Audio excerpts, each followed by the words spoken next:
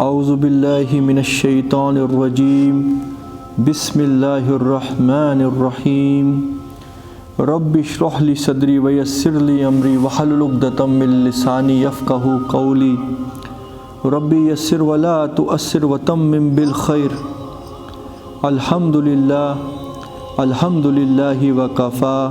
والصلاة والسلام علی عبادہ الذین اصطفیٰ خصوصاً علی خاتم النبیین محمد الامین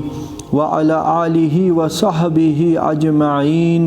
اما بعد فاعوذ باللہ من الشیطان الرجیم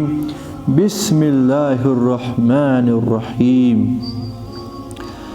وَلَقَدْ آتَيْنَا دَاوُودَ مِنَّا فَضْلًا يَا جِبَالُ أَوِّبِي مَعَهُ وَالطَّيْرَ وَأَلَنَّا لَهُ الْحَدِيدَ أَنِ اعْمَلْ سَابِغَاتٍ وَقَدِّرْ فِي السَّرْدِ وَاعْمَلُوا صَالِحًا انی بما تعملون بصیر صدق اللہ العظیم۔ آج ہم اللہ تعالیٰ کا نام لے کے سورۃ السبا کا تیسرا رکوع پڑھنے والے ہیں، مگر اس سے پہلے جو ہم نے کل پڑھا تھا تھوڑا سا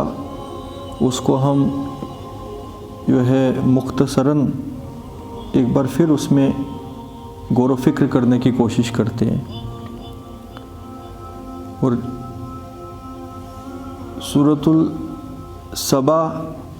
کے دوسرے رکوع میں اللہ کے جلیل و قدر انبیاء داؤد علیہ السلام اور ان کے بیٹے سلیمان علیہ السلام کا ذکر مختصر آیا ہے، ڈیٹیلز نہیں آئی ہیں، ساری ڈیٹیلز تو باقی قرآن میں اللہ تعالیٰ نے پھیلا کے اسکیٹر کر کے رکھی ہیں۔ یہاں پہ جو چیزیں رب العالمین نے چھوئی اس میں رب العالمین کا جو خصوصی فضل تھا اپنے بندے داؤد علیہ السلام پر، اس کا ذکر آیا کہ اللہ نے کیا کیا مہربانیاں ان کے اوپر کی، ان کو دنیا کے اندر حکومت تک عطا کی، اور ایسی حکومت عطا کی کہ جس کی کوئی مثال دنیا میں آج تک نہیں دے سکتا، ایسی عظیم و شان طاقتیں ان کو عطا کی کہ جو انسان سوچ بھی نہیں سکتا۔ اگر وہ سب چیزیں جو داؤد علیہ السلام اور سلیمان علیہ السلام کو عطا کی گئی تھی کسی اور انسان کو، عام انسان کو عطا کی جائیں تو دنیا تہس نہس کر کے وہ رکھ دے گا، مگر اللہ کے جلیل و قدر انبیاء جو تھے انہوں نے ہر حال میں اپنے رب کا شکر کیا، بار بار اپنے آپ کو یاد دلایا کہ یہ جو کچھ ہمیں عطا کیا گیا یہ اللہ کی نعمت ہے، اور یہ اگر نعمت ہے تو اس کے بارے میں ہمیں سوال بھی ہوگا، تو لہٰذا ہمیں سیدھے راستے پر رہتے ہوئے ان اقتداروں کو استعمال کرنا ہے۔ تو سٹارٹ ہوا تھا کہ بے شک ہم نے داؤد علیہ السلام کے اوپر بہت فضل کیا، بہت احسان کیا، اور ان احسانوں میں سے کچھ احسان رب العالمین نے گنوائے کہ داؤد علیہ السلام کو جو آواز عطا کی گئی تھی اس آواز کی جو آہنگ تھا، اس آواز کے اندر جو اللہ تعالیٰ نے ایک ایفیکٹ رکھا تھا، ڈیوائن ایفیکٹ، کہ جو بھی کوئی ان کی آواز سنتا، جب کبھی وہ اللہ کی تورات کو گنگنا رہے ہوں، اللہ کی کتاب کو پڑھ رہے ہوں، تو پورا ماحول ان کے ساتھ گنگنانے لگتا، انفلوئنس ہو جاتا، وہ ان کے اوپر اثرات پڑنے لگتے داؤد علیہ السلام کی آواز کے۔ تو اللہ کے فضل کیا ہوئے، یا جبال اوبی معہ والطیر، کہ اے پہاڑوں اور اے پرندوں میرے بندے داؤد کے ساتھ تم بھی اسی تسبیح کو بیان کرنے میں لگ جاؤ، اسی آہنگ کے اندر تم بھی اپنی آوازیں جوڑو، تم بھی اپنا وجود اس کے اندر جو ہے داخل کرو کہ جو میرا بندہ داؤد کر رہا ہے۔ یا جبال اوبی، تسبیح کرو اور اے پرندوں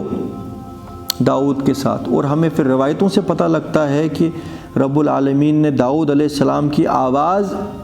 معجزوں میں ایک معجزہ بنا دی، جیسے ہر رسول کو کچھ نہ کچھ عطا کیا گیا۔ داؤد علیہ السلام کو جو معجزے عطا کیے گئے تھے جس کو دیکھ کے، جس کو سن کے کوئی انسان بالکل سن ہو جاتا، اس کو کوئی جواب نہیں نکلتا کہ ایک انسان کی اتنی میٹھی اور اتنی زیادہ ایفیکٹو آواز کیسے ہو سکتی ہے۔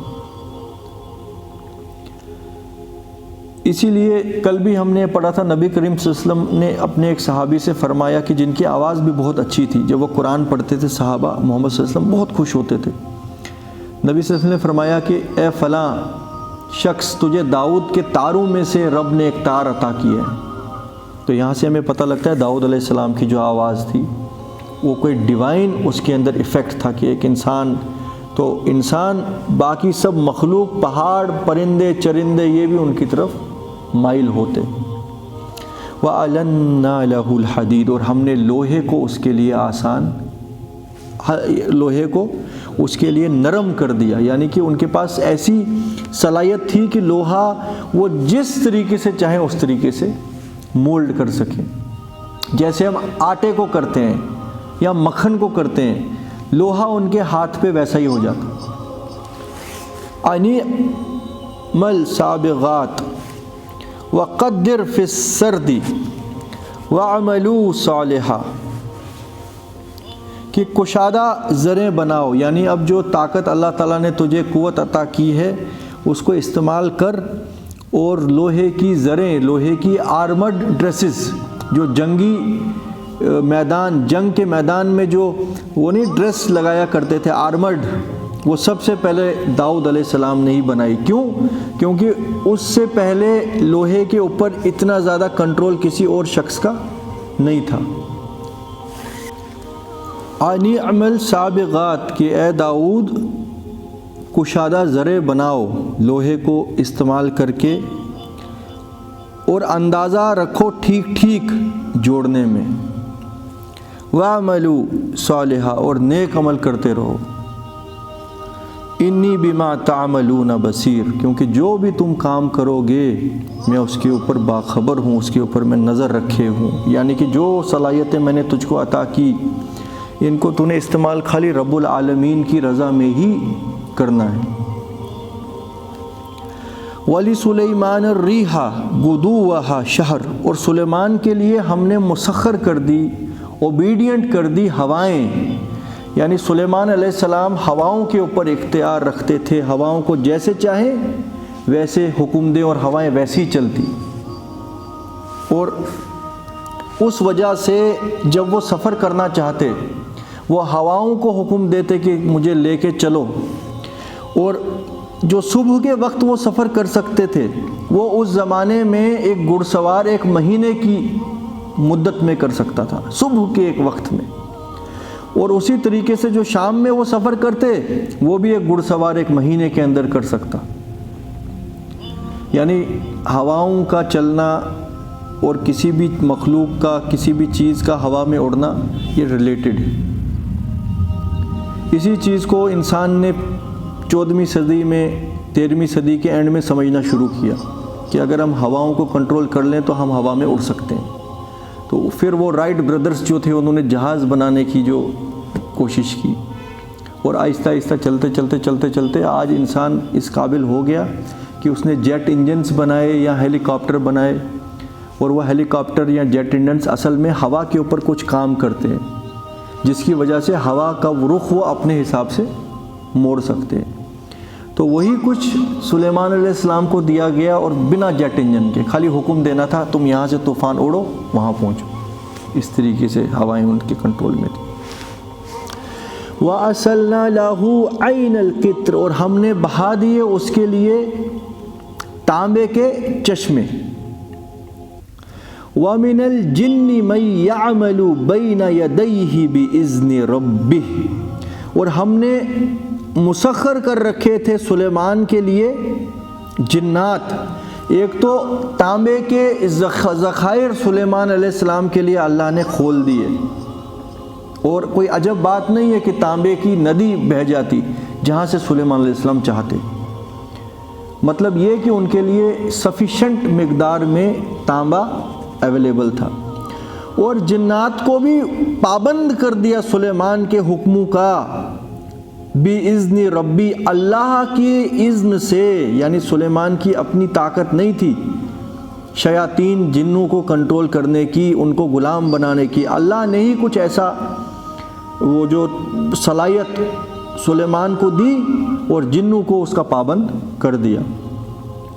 وَمَن يَزِغْ مِنْهُمْ عَنْ أَمْرِنَا نُذِقْهُ مِنْ عَذَابِ السَّعِيرِ، اور جو کوئی جن سلیمان کی نافرمانی کرتا، یعنی کہ جو حکم ہم نے جنوں کو دیا تھا کہ تم نے سلیمان کی پابندی کرنی ہے حکم کی، تو ہم اس جن کو اسی وقت عذاب نار کا مزہ چکھاتے۔ يَعْمَلُونَ لَهُ مَا يَشَاءُ، وہ جنات ہر وہ کام سلیمان کے لیے انجام دیتے جو سلیمان چاہتا تھا۔ مِن مَحَارِيبَ وَتَمَاثِيلَ وَجِفَانٍ كَالْجَوَابِ، وہ جنات بنایا کرتے بڑی بڑی عمارتیں اور بڑے بڑے مجسمے اور بڑے بڑے کھانا بنانے کے لگن، ایسے لگن کی جیسے کہ بڑے بڑے پانی کے حوض ہوں، پونڈز کے مانند۔ راسیات، اور دیگیں اپنی جگہ جمی ہوئی۔ ہمارے لیے آیت متشابہات میں ہی یہ آئے گی کہ اتنا کھانا ان کی سلطنت میں کس کے لیے بنتا تھا کہ جو ایسی دیگوں میں پکایا جائے کہ جو حوض کے مانند ہیں۔ حوض ہوتا ہے پانی کا ایک بڑا تالاب، اور یہ دیگیں انسان تو آج بھی نہیں بنا سکتے، اس وقت بھی جنوں سے ہی یہ کام کچھ کیا گیا تھا، ہے کہ نہیں؟ تو اللہ تعالیٰ کی شان دیکھو، یہاں پہ وہ بات آئی، آج بھی اس کی مد مقابل کوئی دیگ یا ایسا کوئی چیز انسان نہیں بنا پایا۔ تو یہاں سے یہ چیز پتہ لگتی ہے کہ ہو سکتا تھا کہ پوری سلطنت کا کھانا سلیمان علیہ السلام کے ہی محل سے جاتا ہو، یا کون کون سی مخلوق وہاں آتی تھی جن کے لیے چیزیں بنائی جاتی تھی، اور ڈیوٹی میں لگے ہوئے تھے جنات۔ اعملوا آل داؤد شکرا، اے داؤد کی اولاد ان سب نعمتوں پہ اللہ کا شکر بجا لا۔ وقلیل من عبادنا الشکور، اور بہت کم ہوتے ہیں میرے بندوں میں سے جو اللہ کے شکر گزار ہوں۔ اعملوا آل داؤد شکرا، کہ اے داؤد کی اولاد، داؤد کی آل، اللہ کا شکر بجا لا۔ کم ہی ہوتے ہیں اللہ کے بندوں میں سے جو واقعی اللہ کا شکر کرنے والے ہوں۔ فلما قضینا علیہ الموت، اب یہاں پہ اللہ تعالیٰ نے ایک ایسا بیان کیا ہے ہم لوگوں کے لیے، کیونکہ ہوتا کیا ہے، دیکھیے انسانوں میں بھی ابھی بھی بہت سی ایسی کثیر تعداد ہے کہ جو اللہ کے علاوہ اللہ کا مد مقابل دوسروں کو ٹھہرائیں۔ اس میں بہت سے گروپس ہیں، مگر ان میں سے ایک گروپ ایسا بھی ہے کہ جو جنات کو سمجھتا ہے کہ جنات بہت کچھ کر سکتے ہیں۔ جتنے بھی یہ پاکھنڈی پیر بنے ہوتے ہیں یہ اصل میں جادوگر ہوتے ہیں۔ یہ جادوگر دعویٰ کرتے ہیں کہ ہم سب کچھ کر سکتے ہیں، ہم تمہیں یہ بتائیں گے تم نے کل کیا کھایا یا کل تم کیا کرو گے۔ یہ سب جنات کو استعمال کر کر کے انسانوں کو بیوقوف بناتے ہیں، اور بہت سی ایسے زیادہ تر لیڈیز ہوتی ہیں جو ان کے چنگل میں پھنستی ہیں۔ اب آپ یہ دیکھو، بالکل اب آپ یہاں پہ یہ دیکھو کہ ایسا بھی ہوتا ہے کہ اس نجومی کو کوئی سمجھنے لگ جائے کہ یہ جی غیب کا علم جاننے والا ہے، معاذ اللہ ثم معاذ اللہ، یعنی رب العالمین کا مد مقابل وہ ذہن میں اس کو ٹھہرا دیتے ہیں، اور وہ سارا بیسس کیا ہے کہ اس کے کنٹرول میں کوئی جن یا موکل جس کو یہ کہتے ہیں۔ تو اللہ تعالیٰ فرماتے ہیں یہ راز قرآن میں کھولا گیا کہ فلما قضینا علیہ، ٹھیک ہے جنات کو اللہ نے بہت قوت دی، جیسے ہاتھی ہے، ہاتھی تو انسان سے بہت زیادہ طاقتور ہے مگر ہے تو مخلوق ہی۔ اسی طرح ایک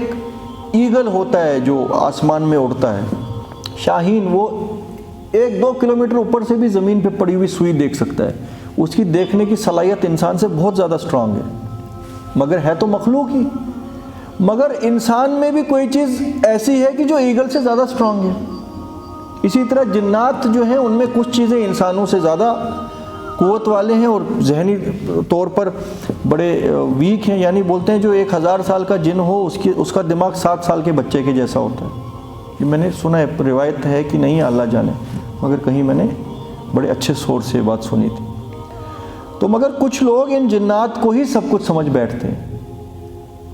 اور آپ یہ سمجھو جو لوگ جادوگری کرتے ہیں وہ واقعی اللہ کے مد مقابل تو جنوں کو اور شیطانوں کو ہی ٹھہراتے ہیں نا. تبھی تو وہ ہر وہ چیز کر گزرتے ہیں جو اللہ نے ان کو منع کی تھی، تاکہ ان کا شیطان ان سے خوش ہو جائے اور وہ بدلے میں انعام اس کو کچھ دے.